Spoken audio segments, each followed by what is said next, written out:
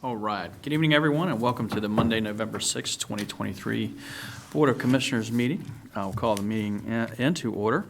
The first item on the agenda this evening, as always, is our invocation and pledge of allegiance. We do invite the public, if someone would like to come up and deliver the invocation and lead us in a pledge of allegiance. Someone in the audience would like to do that, they are more than welcome to do that. And I don't see anyone jumping at that opportunity, so I will pass that torch to Commissioner Beaumont, if you would be so kind this evening.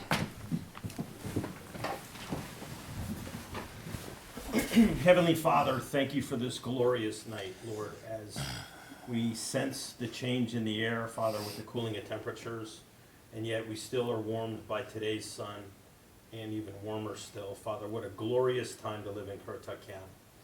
Father, I ask that you would bless this meeting this evening, Lord, that you would give us, the commissioners, wisdom as we consider the issues before us this evening.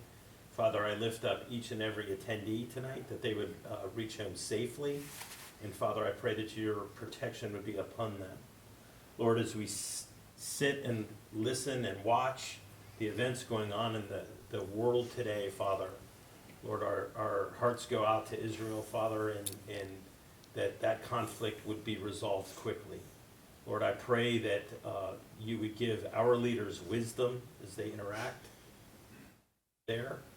And Father, I pray that it would end quickly. Lord, I pray that you would bless tonight. In Jesus' name. Allegiance to the flag of the United States of America and to the republic for which it stands, one nation, under God, indivisible, with liberty and justice for all. All right. Thank you, Paul. You're welcome. Next up is our ethics awareness and conflict of interest. I have our county attorney for that. Okay. Pursuant to GS 153A-44, a commissioner has a duty to vote on matters coming before the board, but may be excused from voting on issues involving the commissioner's own financial interest, official conduct, or on matters on which the commissioner is prohibited from voting under GS 14-234 or 160D-109. In accordance with Chapter 2, Division 3 of the Currituck County Code of Ordinances, it is the duty of every commissioner to avoid both conflicts of interest and appearances of conflict. Does any commissioner have any known conflict of interest or appearance of conflict with respect to any matters coming before the Board of Commissioners in this meeting? If so, please identify the conflict or appearance of conflict. Anything from the board this evening? Okay, thank you. Just want to make a quick note before we jump into the approval of the agenda. Commissioner Mike Payment is not here this evening. He is at home with his wife, who's under the weather. So we wish her a speedy recovery, and Mike will see you in a couple weeks. Next up is the approval of the agenda. Are there any changes to the agenda this evening? Can I have a motion for approval, please? So moved. All in favor? Aye. Any opposed? All right. Next up is public comment. As always, this is the public's time to speak to any matter that they want to speak to for the most part. We have a 3-minute time limit on that so that we can get through meetings when we have a lot of people. This evening, I have Doug Howler here. Don Howard. Don, sorry. And before I start, I want to thank you very much sincerely for your public service. I know you have a hard job to do, but I am about to be critical of your actions on August 21st, approving the Saga high-density project.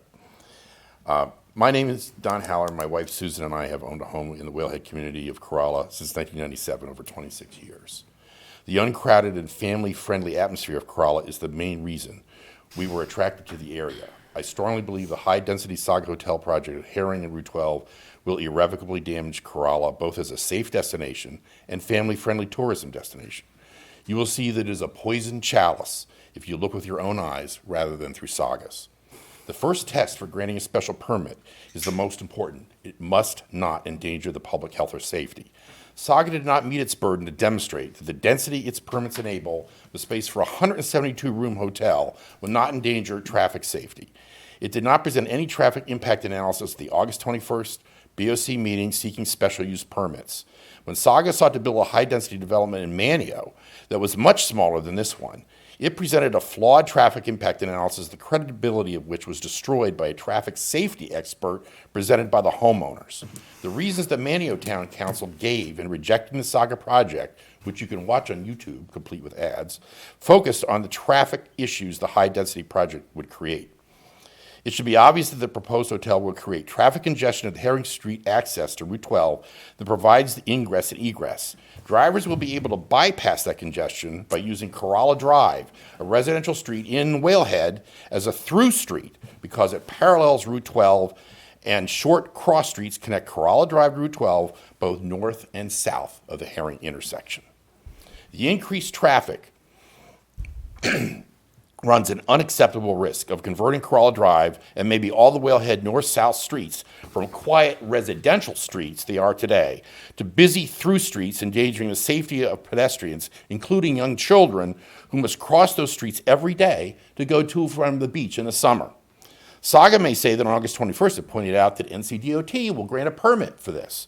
Well, NCDOT has advised it has no statutory authority to reject a development or modify it for any reason. Moreover, measures that NCDOT may require for safety at the Herring and Route 12 intersection, like a light to prevent accidents and people being T-boned, would likely increase backups and make it more likely drivers going to and from all destinations north and south, as well as the hotel, will shoot up and down the quiet Whalehead residential streets to bypass Herring and save time on weekend changeover days. And how will they know to do that? Google Maps is going to tell them to do it. I spoke with Southern Shores Police Chief David Cole about their massive backups and the use of tourists go through their residential side streets every weekend. He said that there's nothing he can do to stop this. Google Maps tells these tourists to use those side streets to save time. They've tried posting signs that say no through traffic, but as the police chief admits, they're totally unenforceable. You cannot prohibit someone from going through a public street. He cannot ticket any of them. So the special use permit hearing should be reopened because Saga failed to meet its burden of addressing traffic safety risks and pedestrian safety risks that should have been obvious. Grant the planning department monies now for an independent traffic safety analysis by your own experts, not Saga's. Shamefully, it took 3 pedestrian fatalities to get the county to build a sidewalk on Route 12. While constructing sidewalks on Corolla Drive and other Whalehead streets may save the lives of children traveling along those streets in the future, sidewalks will not protect the children who must cross those streets to go to and from the beach every day, every summer, if the Saga Hotel makes them busy through streets. Thank you. Thank you very much. Before you get out of here, Don, if you would, please, I forgot to get your name and address you gave your name but not your address for the record. I didn't say that before you stepped up. Donald Howard, my local address is 1068 Lighthouse Drive in Corolla. Thank you, sir. Appreciate it. All right, next up we have Mark Levzinger. Did I get that correct? Well, that's close. It's Luzinger. Luzinger, sorry. Mark Luzinger. I live at Brady Landing Air Park next to the airport. I've been a pilot for my whole life, and several years ago we bought land at the air park, built a house, and absolutely love it in Currituck County. Initially we had a view of a nice forest out our window and a view of the runway so we could watch airplanes because I'm a nut. And they cut all the trees down. Now we have a view of the dump, which I'm not going to talk about much tonight. The other thing that happened this past July, a couple of things happened. A crew came out and dug trenches just outside of our backyard and laid out a bunch of equipment. And now we're left with piles of dirt and deep trenches and piles of equipment. I don't know what happened. I think they were working on fiber optic lines. But the other thing that happened in July is they finished off the county maintenance building and turned on 16 high-intensity LED lights, which light up the whole inside of our house. So I figured, well, it's a public nuisance. I'll get a hold of one of the commissioners, and I tried a couple of them. Commissioner White finally came to my rescue and looked at it, and he sent me some emails here, and it says, we're going to look at it, setting the timer to maybe come on later at night, or maybe we don't need a security light just over the door. It's really not a high security installation. And that all seemed like a good idea, and that actually worked for the first couple of weeks. And then people actually moved into the building and said, oh no, we're not doing that. These lights are going to be on all the time. So I went around and looked at some of the other county buildings and see if I can come up here. Public safety buildings, got a light over the door, maybe one other light on the building. Parks and Rec building's got a light over the door, maybe one other light. Public Works building has 16 of these lights. You can see 3 of them on the end of the building, 5 down that side, and another 8 on the back side of the building. These 8 are aimed all directly into our house. It's so bright in our house, you can actually make shadow puppets on the wall. So I'd like to find a resolution for that, and the choices would be maybe the timer idea, but the fact of the matter is their timer out there isn't working very well. Their lights are off 2 or 3 nights in a row sometimes, and they come back on at weird times. So the timer isn't a good option. I think that it's not really a high-risk area out there. I don't think there are ever any break-ins at the airport. This building has lights that look like the orb that can be seen from space. Plus, it has a 6-foot chain link fence around it that's locked at night. So to have all those lights on is a waste of power and an annoyance to me, and I'd like to find some solution. It's hard to do night shots of that, but that's kind of what it looks like at night out there. You can see how bright that sucker is. I talked to Leighton Earwood over there, and he said, well, I'm not going to do anything unless the commissioners tell me to. And I said, well, they kind of already have. We had an agreement for the first couple weeks this thing was on. And he goes, well, that doesn't count. We got to do it again. So here I am, hoping for the best resolution to turn off those crazy lights. Thank you for your time. Appreciate it. Do need your address as well, sir, before you get out of there. It is 118 Aviator Drive, Maple, North Carolina. Thank you. Thank you. All right, next up we have Skip Lane.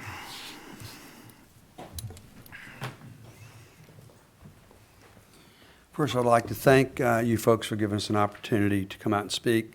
My name is Skip Lane. I live at 1018 Lighthouse Drive in Whalehead, as some other folks here do as well. And a couple weeks ago, we found out at our WPOA Homeowners Association meeting about the Saga project with the Hotel and Conference Center. And oddly enough, most of the folks there, about 80, we're not aware of it. Now, that's our own fault, so we recognize that.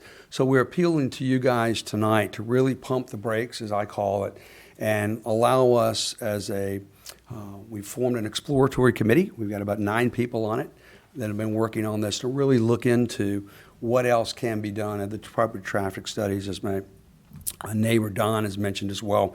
But I wanted to read a couple of excerpts on a petition that we put out just to see if we were the only ones opposed. We put it out a week ago. We got 1,100 names on this petition in a week, just from Corolla concerned citizens. So I wanted to share a couple of things. You all know many of these stats and facts, as Don said.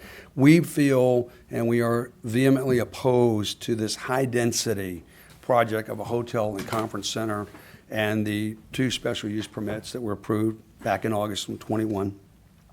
And the fact that we're not the only ones, many communities, and we're not certainly opposed to progress and development. We need more restaurants, we get that. We need more shops, we get that.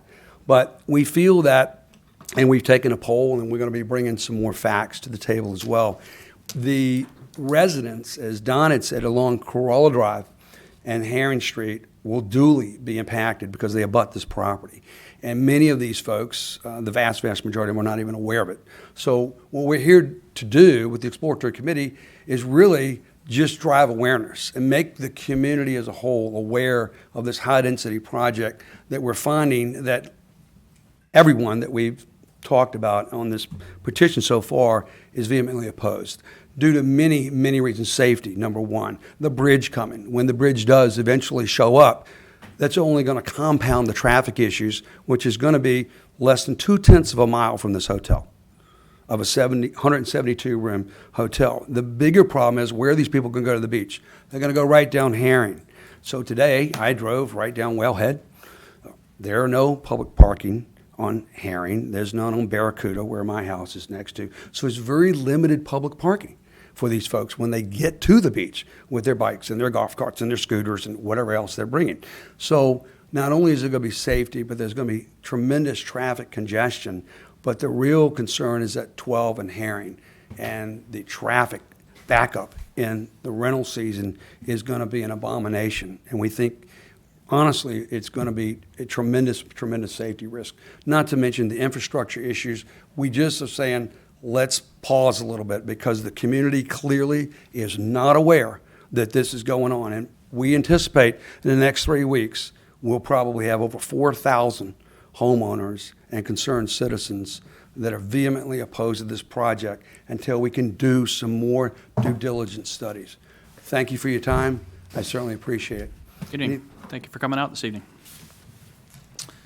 All right, next up, we have Bill Tarleton. Tarleton? Yep. Get that right? Yep. All Got right. it. Got one right tonight. Lane was easy. Hey, so my name's Bill Tarleton, 848 Whalehead Drive in Corolla. I've been vacationing in Corolla with my family for the last 33 years, and then bought my first property in Corolla in 2013, and now have 3 properties in Corolla in the Whalehead Beach area. Following up on Skip and Don's remarks, the Saga Hotel will not only be a poison chalice for safety in Corolla, as Don mentioned, but it will be a poison chalice for tourist revenue as well. Corolla's market is overwhelmingly families and groups of families who stay in homes for a week at a time. 172-room hotel surrounded on 3 sides by residential communities is not only plainly not in harmony with the area, it's not needed. The only other hotel of any size in Corolla is the Corolla Inn at Corolla Light, which I believe has 42 rooms, less than a quarter of the size of the proposed Saga Hotel. It is located on the shores of the Currituck Sound with lovely views of sunsets. The Saga Hotel would have a view of the traffic on Route 12 and the backyards of homeowners on Corolla Drive. The inn at Corolla has a pleasing appearance with a weathered wood exterior and slanted dormered roof that evokes the Whalehead Club. We talked to the co-owner there, and in the peak month of July of 2023, their occupancy rate was only 66%. That belies Mr. Gupta's position on August 21st that Corolla needs a hotel and that the short stay hotel market is underserved. To turn around a phrase used by Mr. Craddock at that meeting, there's more supply than demand for Corolla hotel rooms, even in the peak month of July. The board and Mr. Gupta should question why building a hotel makes sense when the Corolla market is oversupplied. One reason it does not is obvious. Hotel guests must eat their meals out, while guests in homes have full kitchens, grills, and can eat at their leisure whenever they want. Anyone staying in Corolla in the summer will tell you, Corolla has far fewer restaurants and eateries that it needs for the tourist population that it already has. It is a Herculean effort to get a restaurant table in the summer. Adding a huge hotel, even one with its own restaurant, will only make eating out even more of a challenge. The bridge will not solve this. Any lift and short stay visitors to the hotel from the bridge, which is still speculative, will be self-defeating and short-lived. The beach near the Herring access will become known as the most crowded and unpleasant in all of Corolla. Prospective guests at the 72 homes in Whalehead, to which Herring is the closest beach access, will predictably decide never to return there. I have a home right there at the Herring Beach access. The guests at home Saga built and is still building on the sound side of Herring and the south side of Herring will find their beach a crowded mess. For that same reason, I expect it will not take hotel guests long to decide never to return to Corolla. If they're the type that like to stay in hotels rather than homes, they can find hotels with crowded beaches with much better restaurant availability much closer to home, like Virginia Beach or Ocean City, Maryland. Finally, I recommend that a far better alternative for tourism and traffic would be to replace the hotel with retail consisting primarily of eating establishments.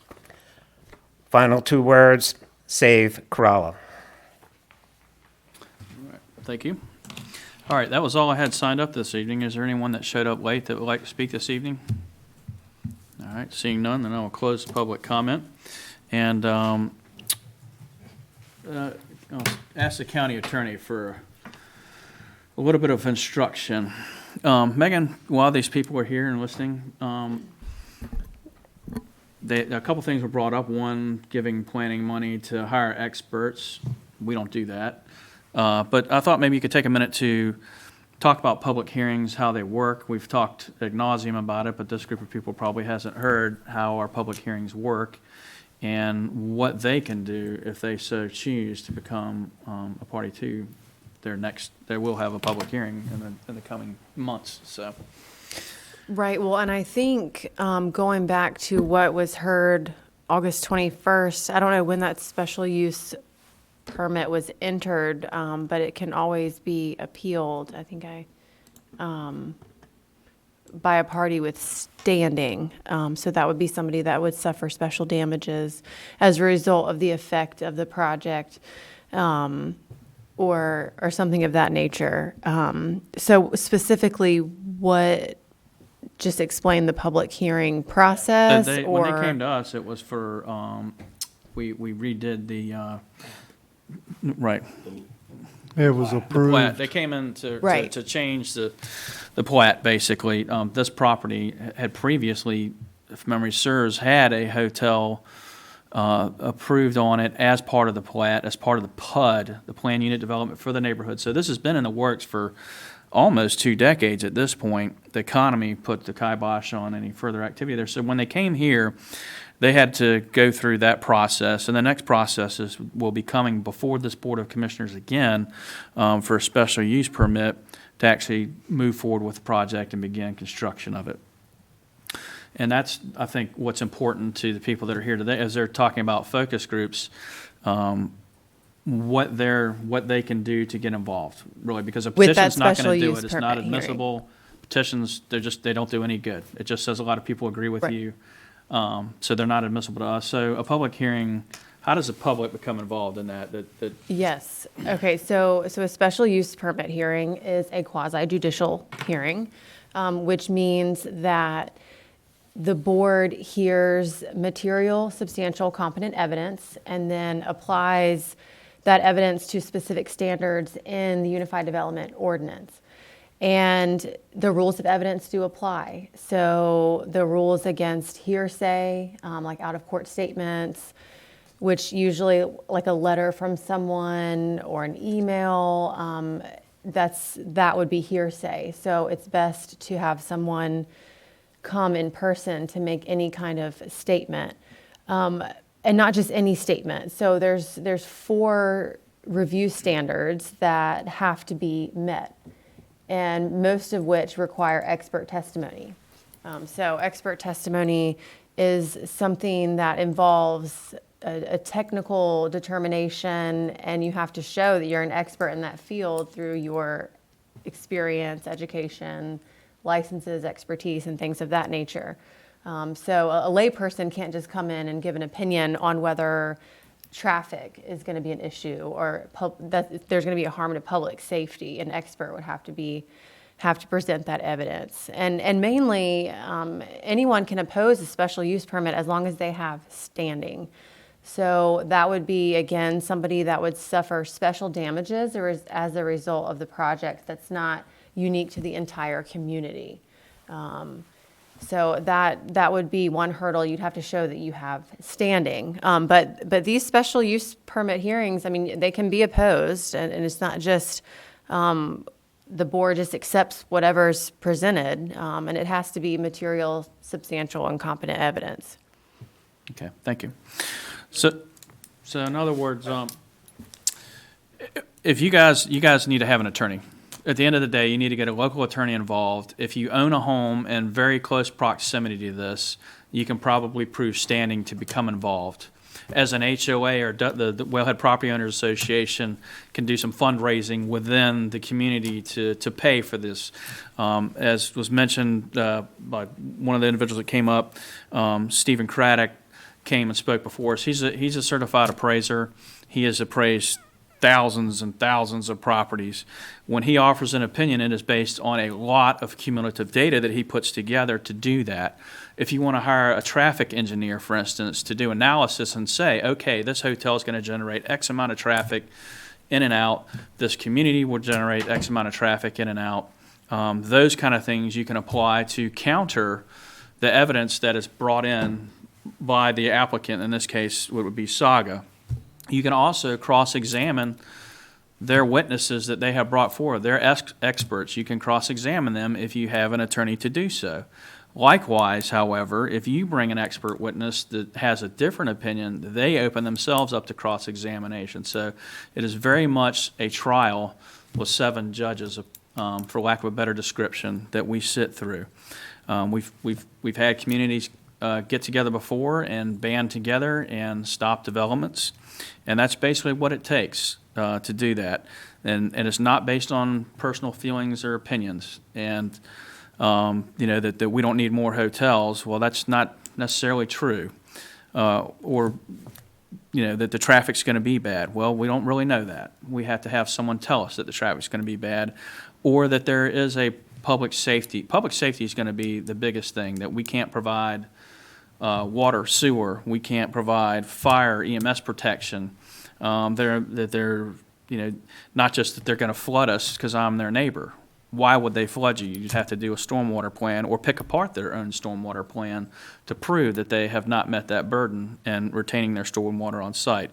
So a local attorney that's well-versed in dealing with local boards would be, and there are plenty of them here in Currituck County or down on the beach in Kitty Hawk, Kidover Hills, if that's a route that the people in Whalehead want to take or Corolla want to take. Chairman, I'm sorry. Go ahead, Paul. So in the comments that Commissioner White stated aren't to be considered as fact, right? What he was raising are potential issues that could be brought up during, a opposing view, if you will. The other thing is what we voted on was a different plat of something that has already been agreed and approved on, and that was in the initial creation of the PUD that is way before this board. So we had no reason to deny what came before us because it was a redraw of the map, and I believe it was actually less impact than the original one that was designed. So a hotel has been on that plat since a long time ago. 2006, Was 6? 2006. Yeah. Okay, so 5 or 6. 2006. So anyway, Yep. my 2 And cents. Owen, please, you said something. Question for county attorney. At this point, because of the initial special use permit that was years ago and then the modification that was done August the 21st, they have vested rights to develop this plan, do they not? Yes. And DOT can stop a project if they say the road won't handle the traffic. Is that a question or a statement? Well, it's both. Both. Not to build it. We could just modify it, yeah. Okay. So anyway, gentlemen, that's kind of your path forward. If you want to go down that road, that's the best advice we can offer as how to handle this project. I think it's advantageous to point out that these are not our rules. These are the rules that are placed upon us as a Board of Commissioners by this General Assembly. We didn't sit here and create these rules. These rules were created by our state legislature and put upon us. Often to our chagrin. And one final comment, not to speak for Commissioner White, but as a property owner in Whalehead, I have heard all of these protests already at the dinner table, at the breakfast table, during snacks. So we share many of the same concerns, if that makes sense. Every surrounding property owner within 500 feet of this project received notice of this going forward special use permit. Yep. Yes. And of course, I it was all believe it's over social 500 media.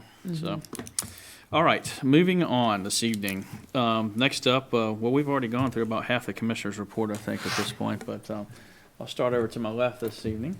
Thank you, Mr. Chairman. Nothing tonight. Okay. How about you, Ms. Jarvis? I have a few things. First of all, I had the opportunity to attend and speak at the Tulse Creek Elementary groundbreaking on the 27th, Friday the 27th, and it was an exciting event. As a former teacher, new schools are exciting for not just faculty and staff.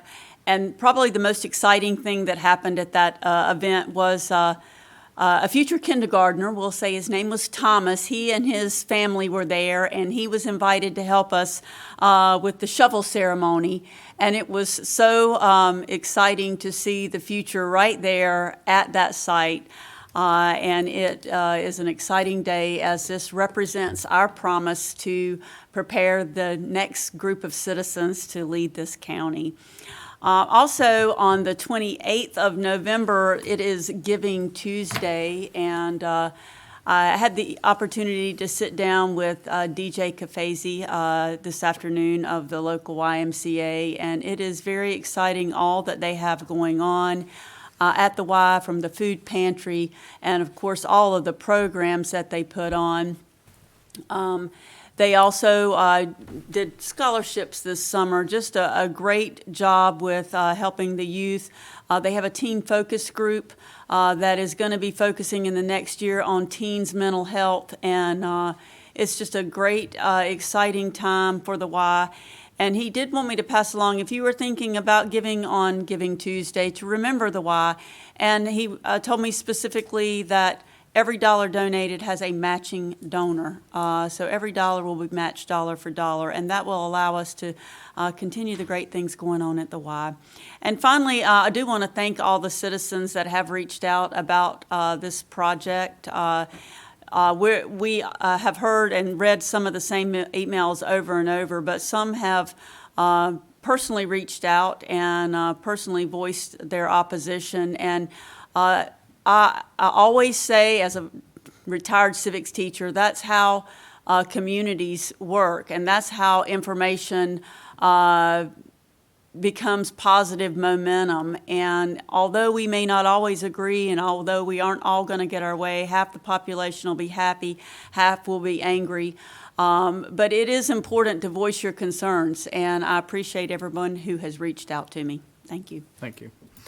On that note, I actually, the people that didn't copy and paste, I took the time to respond to. If I get a copy and paste email, and we've gotten about 100 of those, I don't respond to those. The people that took the time and the effort to actually convey their thoughts to me, I have responded to for the most part. And if I've missed a few, my apologies. Someone mentioned the Inn at Crawl Light this evening, and their 60% occupancy. My family actually built that hotel, and I ran it for them for about 12 years. And if they had 60% occupancy in July, something is wrong. We had 100% occupancy from June, July, August, and most of September. And it's been a decade since I've been involved with the Inn, or a little bit more than that. We do have the Hampton Inn there. Twitty has a nice little inn, B&B, back down in the village in Corolla. And then we have the Wild Horse Inn in Corolla. So we have several places there that are actually hotels of a sort for people that do want to stay in shorter stay hotels, inns of that nature. Prior to coming to the meeting this evening, the tourism departments had a meeting with us, the Board of Commissioners, and some staff, we are looking at, one, increasing, what can we do to increase some tourism on the Outer Banks? What areas are we maybe missing over there that we can get little pockets or niches to create a few more people coming in there? For those of you that are here over the winter time, November and December, we are going to have a skate rink at the park, and they're working diligently on that. So we'll ice skating rink. Yeah, sorry, ice skating rink. Fake ice skating rink. It's never going to be cold enough here to do that, but it is going to be something really cool, and we'll have that open in the evenings. And hopefully a few short weeks, I believe they're trying to open that for Thanksgiving, right, or just before Yes, Thanksgiving. right around there. And in concert with our tree lighting and lighting of Corral, we spent some more money in the last year or so to do more for lighting in Corral around the holiday season. So if you're here, swing by the park and check that out. If you have little kids that aren't prone to broken ankles, I would suggest doing that. Commissioner Beaumont, anything from you this evening? Yes, Mr. Chairman, real quick, I too had the pleasure of attending the elementary school groundbreaking, and it's good to see that that project's moving along. From what I understand, we are at least on schedule, if not somewhat ahead, due to the fact that we've had great weather for earth moving and the like. Second of all, this is our only formal meeting in this month. And so this is my opportunity for us all to give thanks for that which we have. With all that's going on in the world, it's great to live in Currituck County. Wouldn't live anywhere else. And with that, that's all I have. Kevin, it's on your mind. Community night out for the sheriff's office was a couple weeks ago. We probably had about 2,000 people at it. I'd like to thank anybody that was a part of it. It was at the high school and the middle school. We had surrounding law enforcement agencies. Community night out for law enforcement, national night out is what they call it for law enforcement, is in August. So it's like 100 degrees, and you don't want to have people out, so we decided we'd do it in October, incorporate Halloween a little bit, and kids dress up. We give out candy. It was a good event. Like I said, well attended. The food trucks, they were very busy. I thank those guys. That was awesome. Christmas parade is the 1st of December, first Friday. It's also the tree lighting for the county at the extension. The ladies from the extension, Cameron and her crew and myself deal with all that stuff with the parade. If you want to sign up for a float for the parade, it's free. If you want to be judged, there is a $25 fee. You can email myself or Sheila Gregory. We're the main two contacts for all that. This year we might have to swap it up a little bit due to every year it grows. So William, I believe, is sitting back there. We might have to reverse it and use his runway a little bit, the taxi runway, and I appreciate he always helps. That's why when he sends me a message, I always make sure I help. So he does a great job. And like I said, if you want to sign up for the parade, you can email me. You can look on the county website. You can call the sheriff's office and ask for me at the office, and I'll get you signed up, or Sheila at the extension office. Last thing, Bulls and Barbecue was this weekend. Chris Hooper, I think, was the main one that ran that event for Tamron and her staff. He did an awesome job. Everybody was behaved. 99.9999% of the people were behaved. There's always got to be one in the crowd. Myself and Lieutenant Dudley worked that event because something happened in the county and we solved a bunch of crimes. So we ended up getting to be there and didn't have everybody, but it was awesome. Commissioner Owen Etheridge was there. I tried to get him signed up to ride one of the bulls, but he didn't have the proper insurance, so I couldn't get him on there. But I was trying to get him in there. But no, it was an awesome event. The county did a great job. Everybody loved it. I mean, like I said, everybody was rained a little bit before. The food was great. The barbecue, spare parts barbecue. I didn't eat any of the other barbecue. He came in third out of all the. I don't know how the guy wasn't first because his barbecue is good. Local guy, so you want to pull for the local. And the leading guy on the bull riding was a Currituck from Currituck, so that was pretty awesome. That was about it. Christmas parade, first Friday, 12/1/2023. Don't miss it. It's an amenity in the county. I don't want to leave that out. And it's free, so feel free to come and you can look. And don't believe everything on social media. The county manager is going to take care of one thing that we dealt with this weekend on something regarding the animal shelter, but he's going to address that. So I'll leave that to him and turn it over to Commissioner Etheridge. Have at it, Owen. You're up.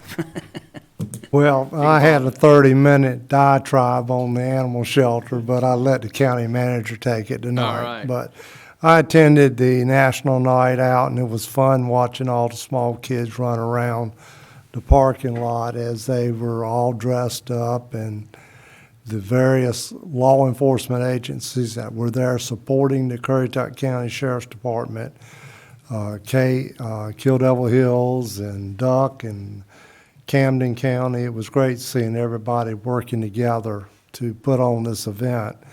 I too attended the groundbreaking at Tulse Creek Elementary School. I had better since it's in my community, and I would have been strung up if I hadn't. And attended the Bulls and Barbecue event on Saturday, and it was a great event. My hat's off to the tourism staff and the staff at the Rural Center who pulled this off.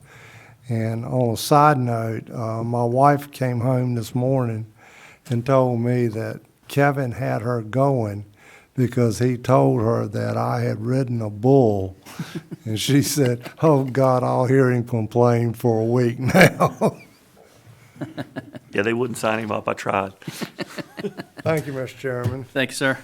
One thing I was remiss on, I apologize before I turn it over to Ike. In that tourism meeting we just had, the main thrust of that was to look at rebranding the mainland, or actually coming up probably with a brand. It's always been the Sportsman's Paradise, but that doesn't really encompass what the mainland is. So we've engaged this group to help us with looking at rebranding or branding the mainland and creating marketplaces here so that we're not reliant totally on the beach for that tourism effort. There's a lot to offer here on the mainland, so we're working through that. We will be having focus groups, and we will be involving some people within the communities around here. So keep an eye on that. Keep an eye on their website and tourism website for that information when those will be taking place.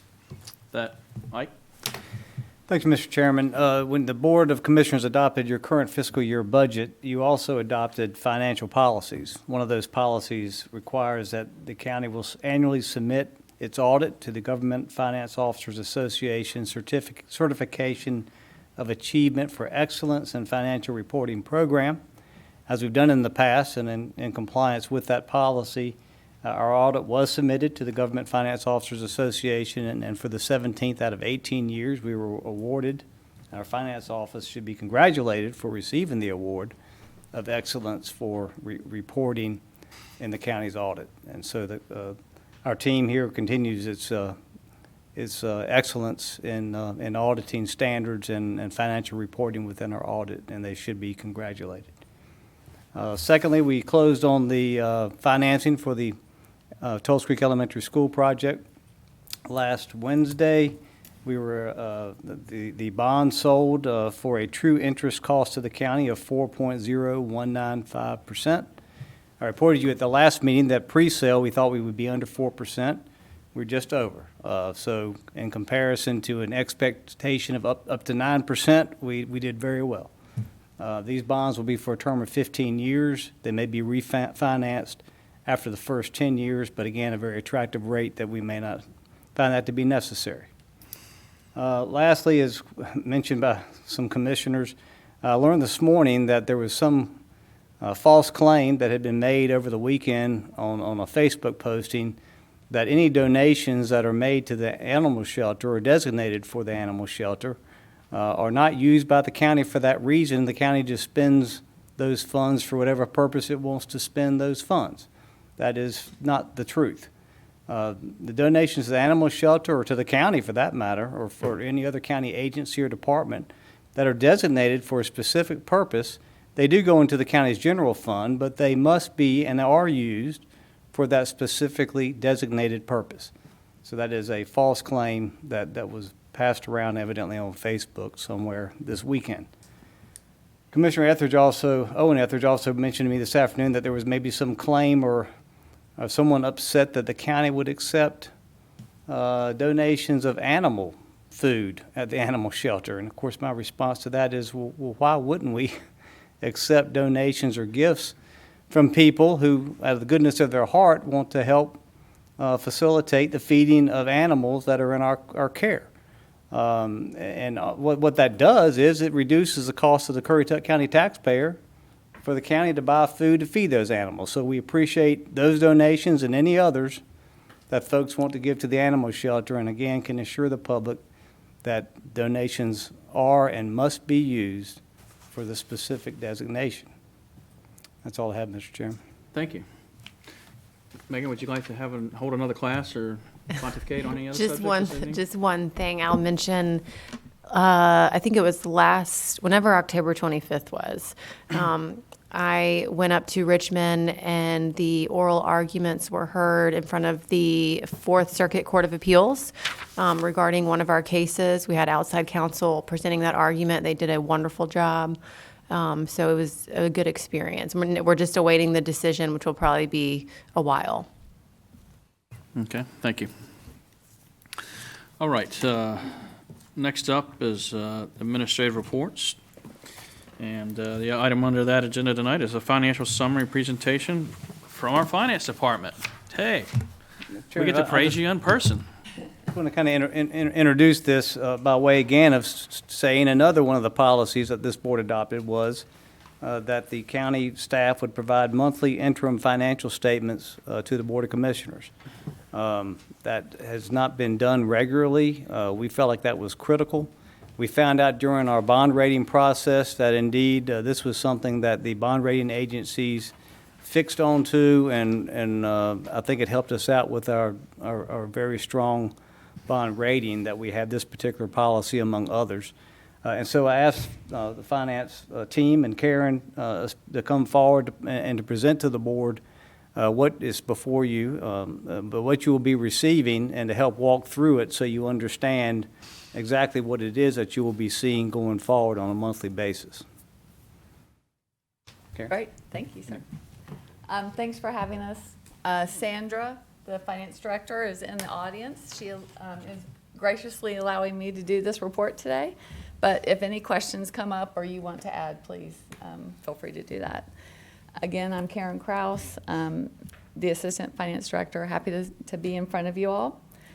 Each of you should have a document that looks like this in front of you.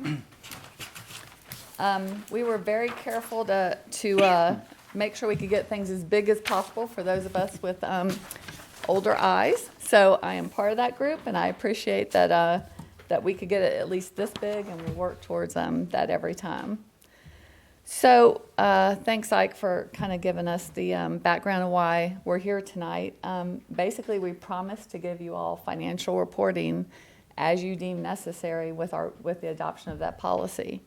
And so what I wanted to talk about a little bit today is what is on this piece of paper, what does it mean to everyone involved, how we would like to get input to make it more relevant to you all. You look at things differently than I'm sure I look at them, or the county management looks at the information. So we'll talk about what's in the document here. You didn't give me a time frame for this. Okay. It'll only be an hour or less. Okay, perfect, Yeah. perfect. We've gotten in these short meetings, we need to just get over that habit, so. Yeah. So we want feedback from you all. This is a living document that we want it to be useful for everyone involved. So maybe not at the end of my presentation, because everyone would like to get out probably a little bit earlier tonight.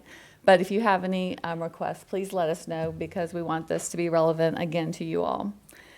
The document is not a complete set of financial statements. If we gave you that, I think Sandra looks at that every month at least, and it's probably a 50-page report. So instead of doing that, we wanted to focus on some things that we thought were important to the county. So on page 1, and you'll see a little, just a one-looking thing on the front page. There's no page number on the back, but we're going to start with the page 1 and talk about what, if I'm in your shoes looking at this piece of paper, what I would be focused on. And so the first page is focuses on the general fund. Most of you probably know that's the operating fund for the county. Very important that when we budget and we allow our departments to manage their own resources, that the budget is a very important document, and so highlighted in this document tonight. So the general fund, you'll see revenues and expenses. I'm not planning to go over the numbers in detail by any means. I just want to kind of tell you what to look at from each column and what we're looking at in the finance department and the management team. So revenues come from quite a few tax bases, in addition to some fees and permits and all those kind of things that the county needs to provide for the folks in the county. The expenses are broken down by type, so you'll see general, public safety. Various departments make up these categories, but we tried to narrow it down, and it resembles what you'll see in the financial statements when the audit is completed for this year. What we're really looking for, even though we've given you 2024 fiscal year numbers to date, and we compared that to fiscal year 2023 to date, it's interesting to see year over year what's happening, but more importantly, the budgets may change based on requests and needs of the departments. So the first couple columns to me are really important. Your revised budget, which just means original budget plus a few amendments that have been approved since then. And it compares that to actual expenditures and actual revenue. And so you'll see correlations between the year-to-year comparison, but hopefully what you'll see is that the revenue and the expenses of the current year are tracking to the budget pretty closely. And so one thing that I look at on page 1 in the general fund area, but also the other funds, how we're kind of, this is a quarterly calculation for this financial statement. That means that we should have spent or received hopefully about 25% of what was budgeted. We are on track. We don't see any issues with what's going on, how the departments are managing themselves, in addition to the revenue that comes in that's for all of us. So in the percentage budget remaining column, no indications of anything that needs to be tweaked at this point, but that's what we'll be looking at in the next 3 quarters. The next section down is tourism, the TDA. All of y'all are pretty familiar, I think, with that. The one thing I can say is they get their money really early in the year and then get to spend it over the rest of the fiscal year. And so, again, you should be just seeing expenditures kind of in line with where the budget is for one quarter of the year. The next category that we included on this was transfer tax. Pretty important trend kind of item that we look for. If things are being transferred between new buyers and sellers, there's a fee, so that transfer tax is pretty important to show us what the growth of the county is doing compared to both prior years and what we expected. That area probably also tracks with as interest rates go up, people are a little more hesitant to buy or sell. And so you'll see that in the transfer tax is more linked to the economy than it would first kind of indicate with just a couple lines at the very bottom of the page. And by the way, if y'all have questions, I'm happy to take them during or after we go over the rest of this page. Real quick. Yes, sir.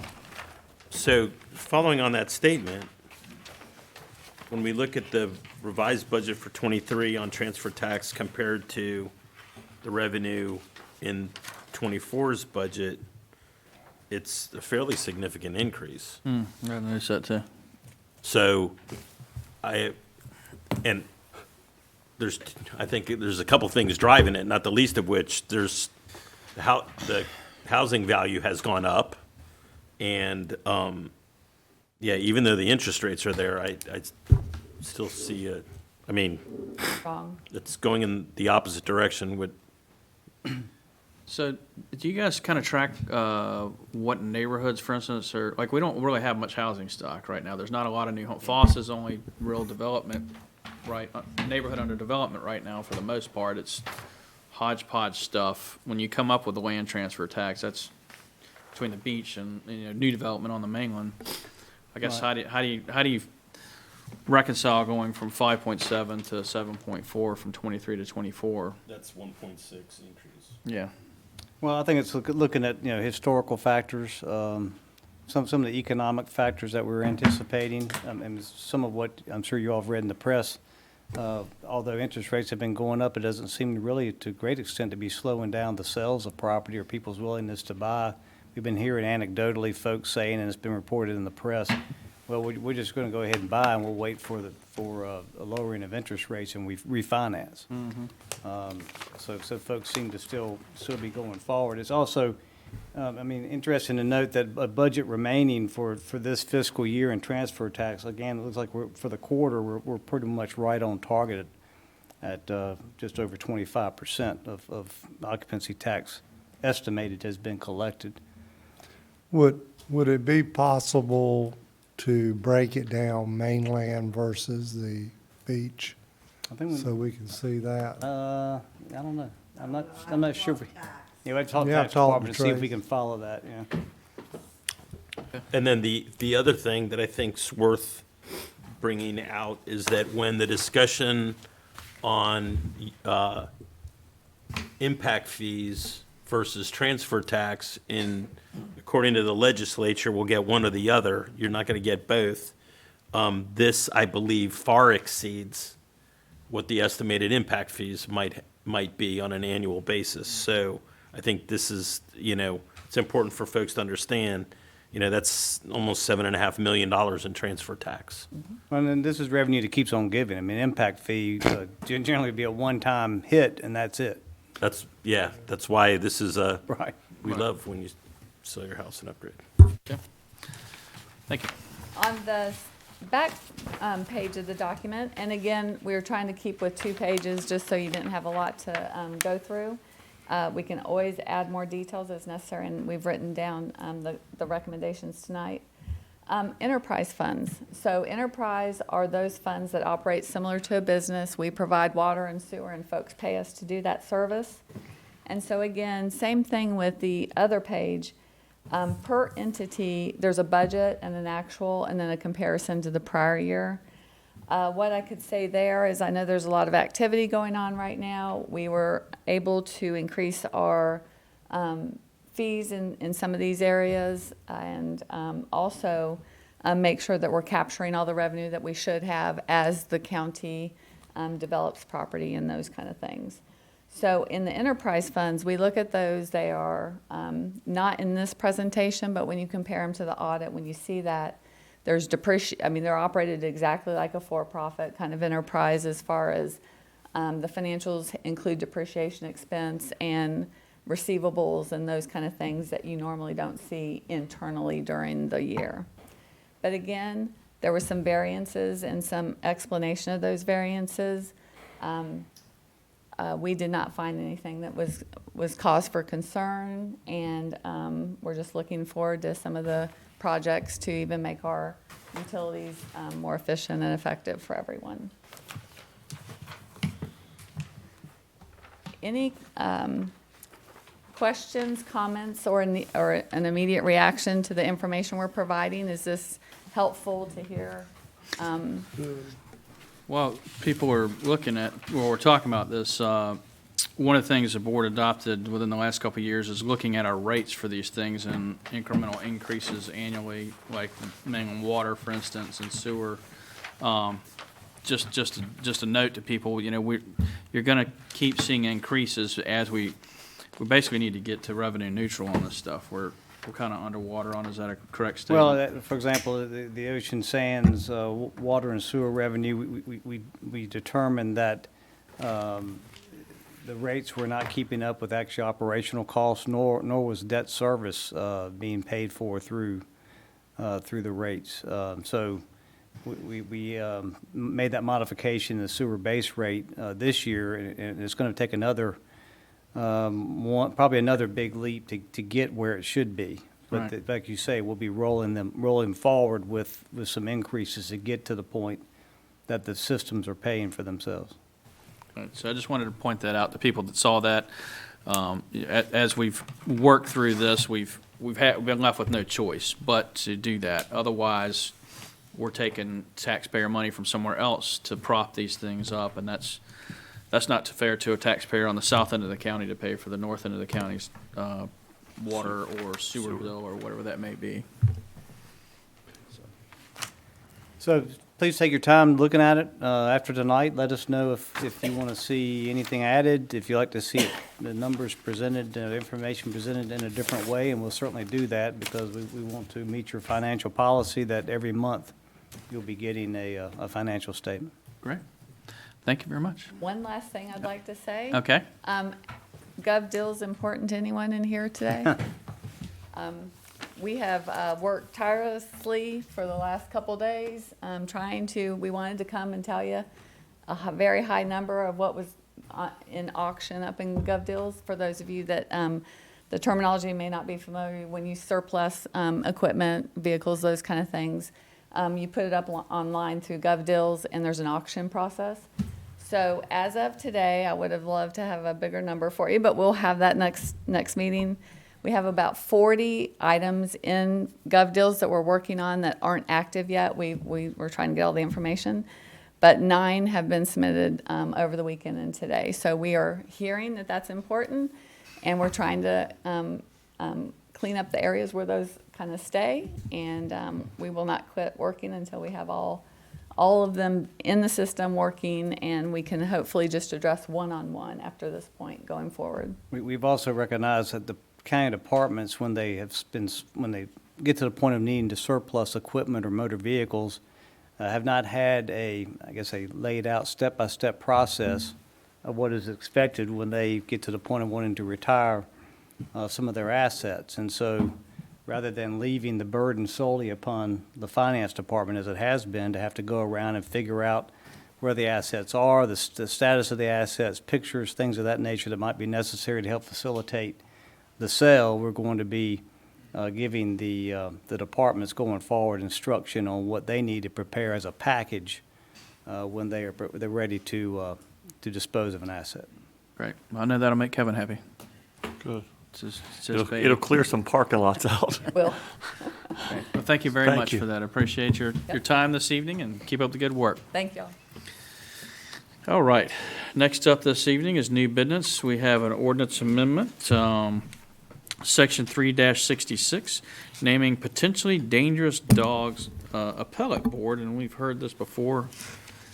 And we couldn't pass it because we didn't have a full board, and so we had to get a simple majority this evening for this. Is that? That's still accurate correct. statements? That is correct. Yes, this was before this board last meeting, but we didn't have a unanimous vote as is required for an ordinance amendment. Now we need a simple majority. So this amendment, if you recall, the General Statute 67-4.1C gives the board authority to name a person or a board to be responsible for hearing an appeal of a determination that a dog is a dangerous dog.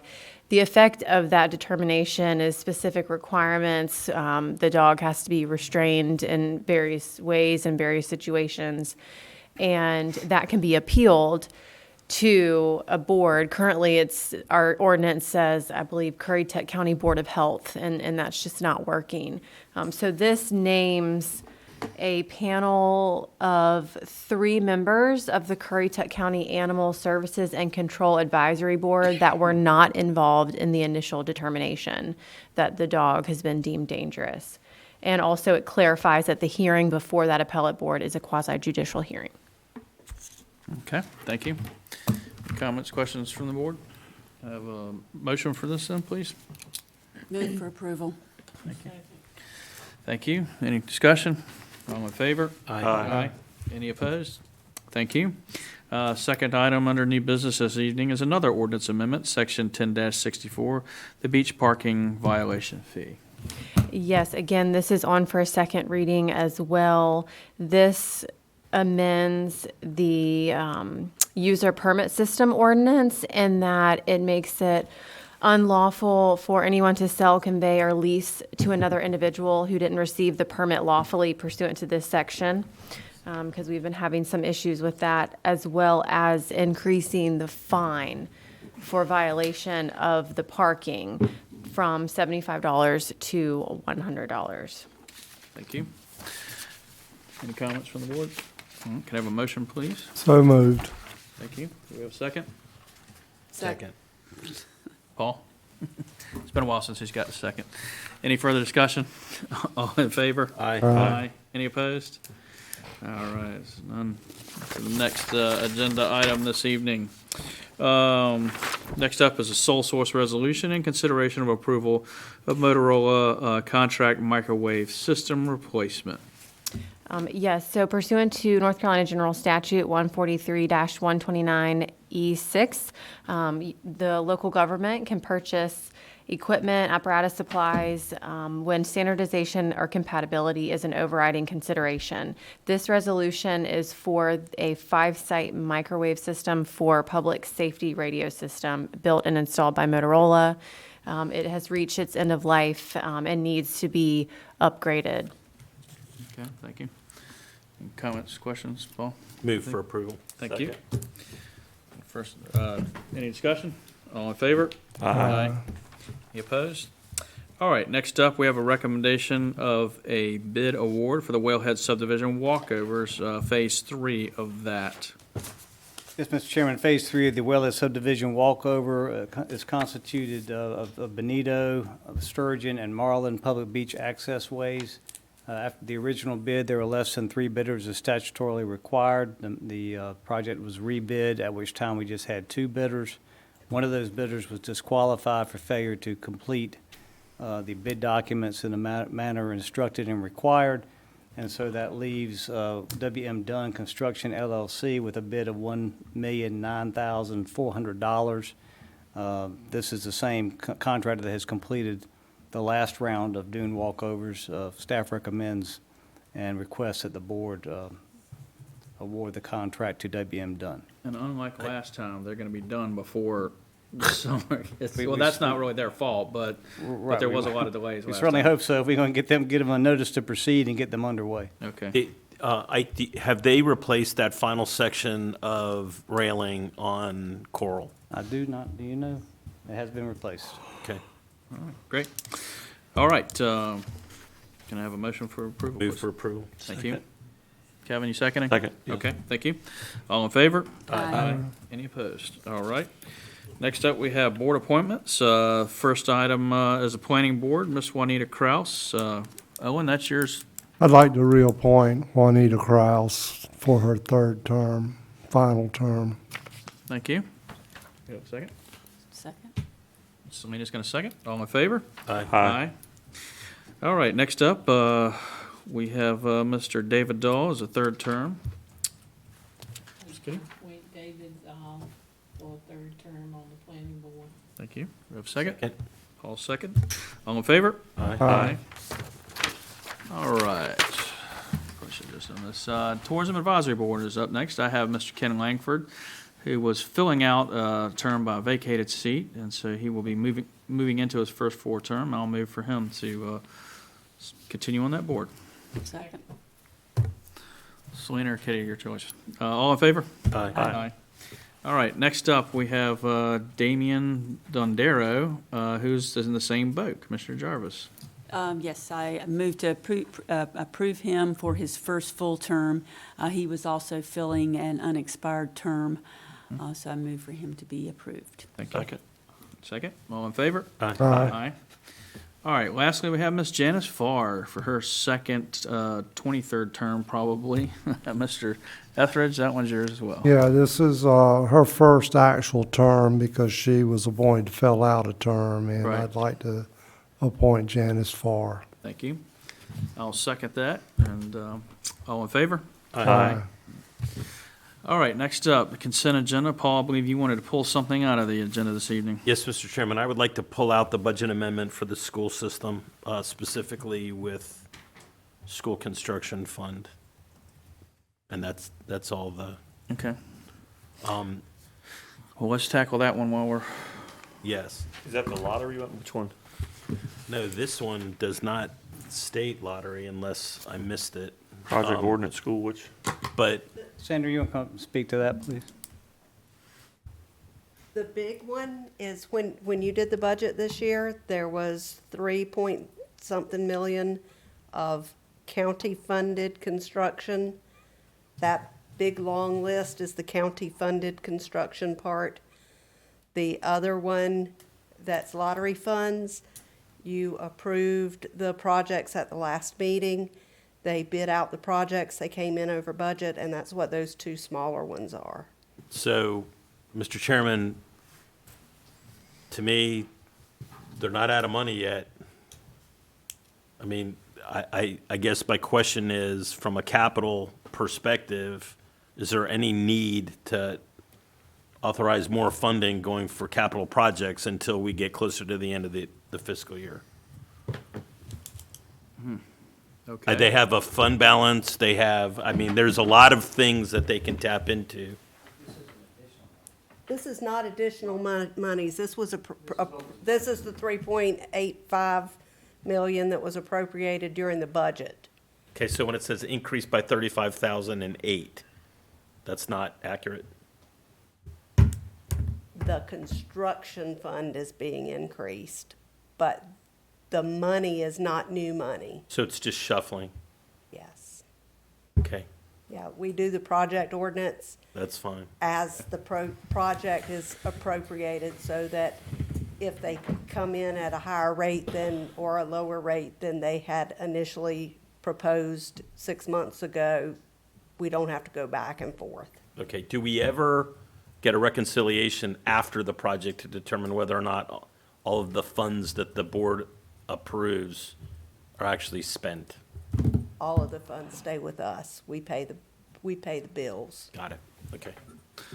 All right, thank you. Any other that- questions about, No, okay, thank you. Well, then can I have a motion for approval of the consent agenda, please? so moved. Second. All right, any other thing? All right, all in favor? Aye. Any opposed? All right, can I have a motion to So moved. adjourn? Thank you. Have a second? Second. Yeah, come on up. Please introduce yourself again before we get out of this meeting. Well, I haven't spoken tonight, so I haven't introduced myself. My name is Jim Wheeler. I think everybody knows me pretty much. Live in Beechwood Shores. I wanted to add something to what Ike said. My hobby, as a lot of you know, is metal detecting. Find a lot of stuff. About 3 months ago, a man called me over here and said, "Hey, can you come over, find my survey stakes for me on my yard?" I said, "Sure, I'll give it a shot." I went over. It took me about a half an hour. Found all 4 of them for him. Started to get back to my truck, and he said, "Here," and he comes up and he hands me a $50 bill. I said, "No, sir, I'm not taking any money for that. It didn't take any time whatsoever."